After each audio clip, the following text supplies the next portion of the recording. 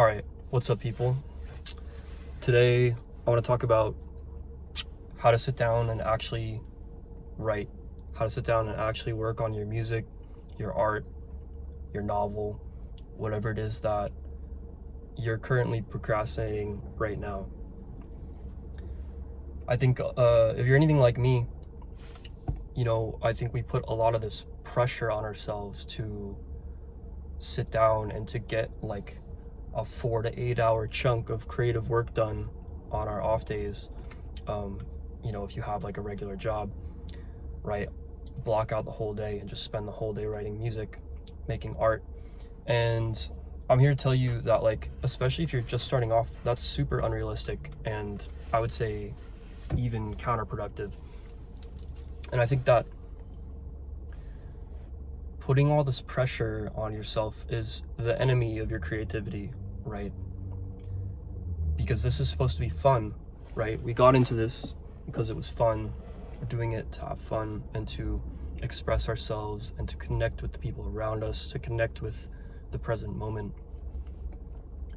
And if you're sitting there and you're in stress and you're in anxiety because you didn't make anything good, or you didn't feel like you worked hard enough or worked for long enough, it's gonna be detrimental to you and to your art as well, I think. So there's this book I read called The War of Art. It's by Steven Pressfield. Go read it. He has this quote. I don't know if he quoted it or if it's him quoting someone else.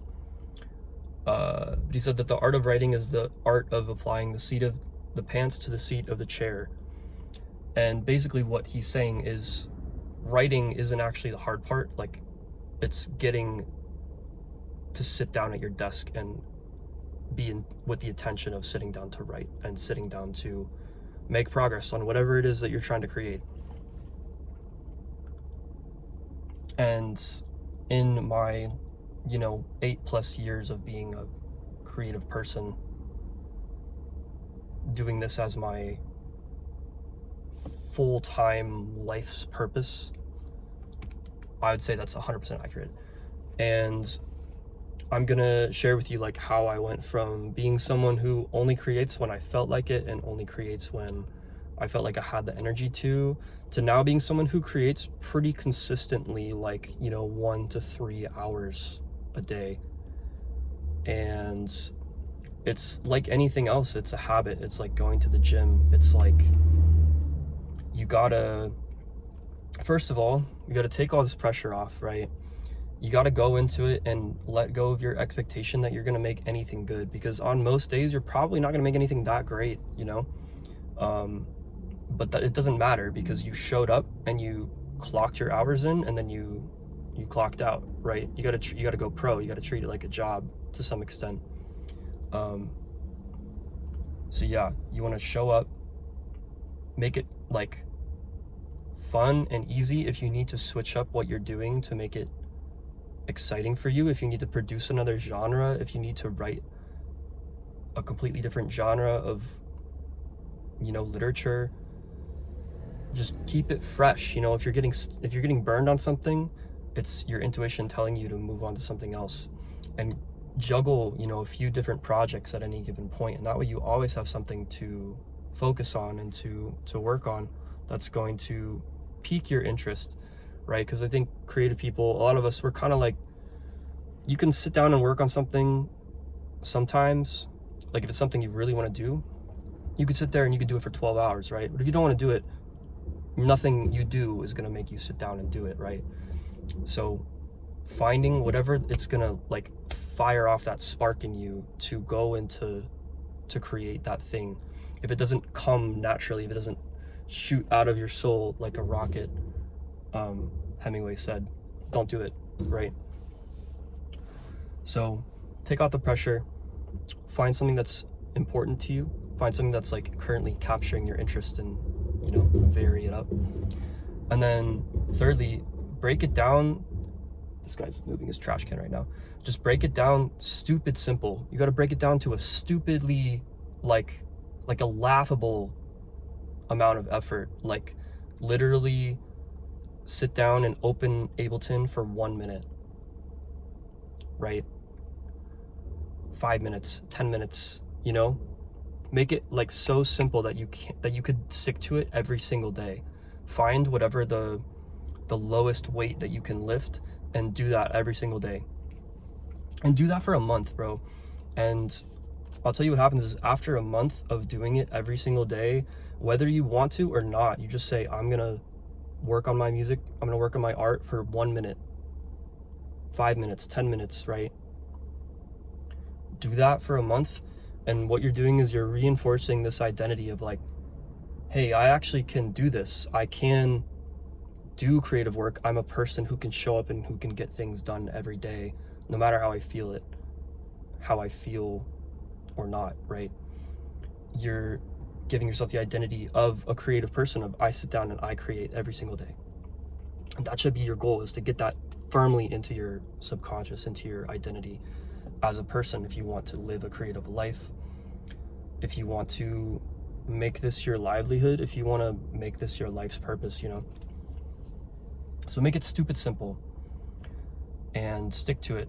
And you'll find that, you know, after that month, you know, you're most of the time, once you sit down for 5 minutes and you start working, you're going to get into a flow. And before you know it, 3 hours have gone by and you're like, what just happened? Like, I didn't even want to sit down and work 3 hours ago. And now I've sat here and I've just made this thing, and maybe it's good, maybe it's not.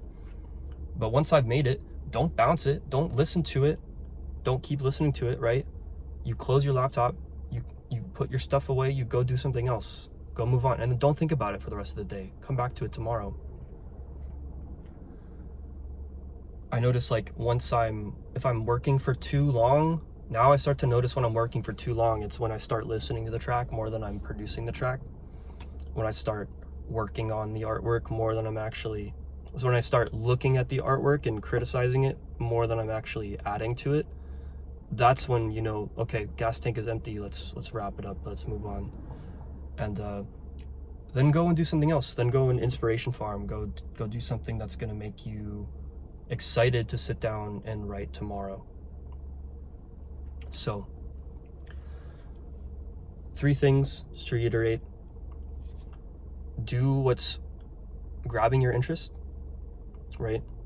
Take off the pressure of needing to make something good and make it stupid simple, stupid easy.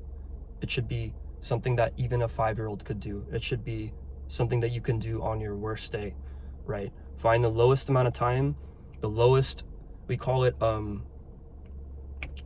activation cost. The lowest activation cost, the lowest amount of energy that you have to spend to get into the creative process, right?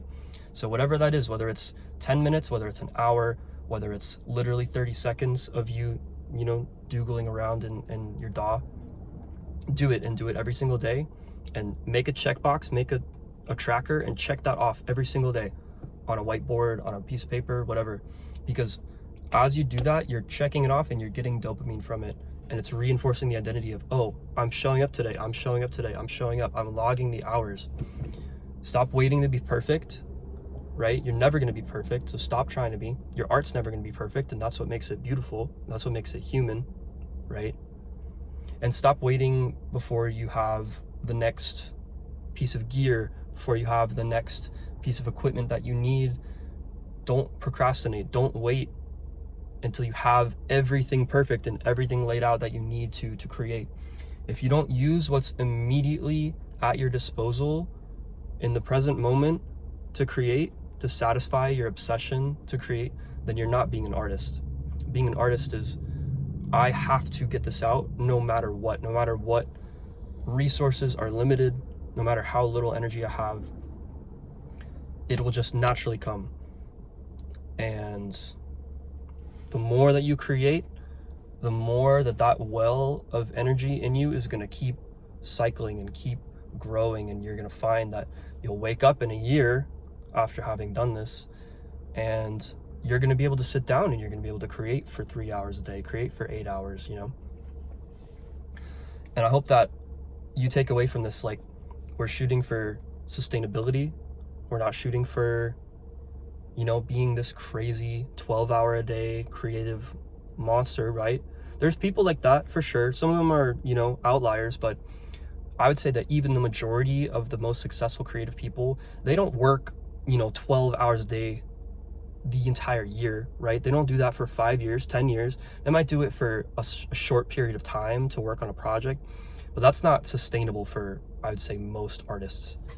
And it's totally normal and it's totally fine to scale up and start small. Start working an hour a day, and then it's 2 hours, and then 3 hours, and then maybe, you know, you'll get 2 days out of the week that are 8-hour days and you got a lot done. Or maybe the way that I've been doing it now is, you know, some days I do one session that's 3 hours, and some days I go back for a second session because I'm like, oh, I feel like I still got energy. I feel like I can still sit down and work. So I hope this is helpful for you. We need your art now more than ever. We need your perspective. We need what you have to say that nobody else can say. Your exact molecules are arranged in this moment with all the things that you've ever been through and all of the ways that you see and observe and perceive the world. We need that perspective now. So don't rob the world of your perspective. Don't rob the world of your art, because it's valuable. So I hope this advice is helpful. Go turn this video off and go sit down and go write for 1 minute and see what happens. And I look forward to seeing what you create. So that's all. Peace.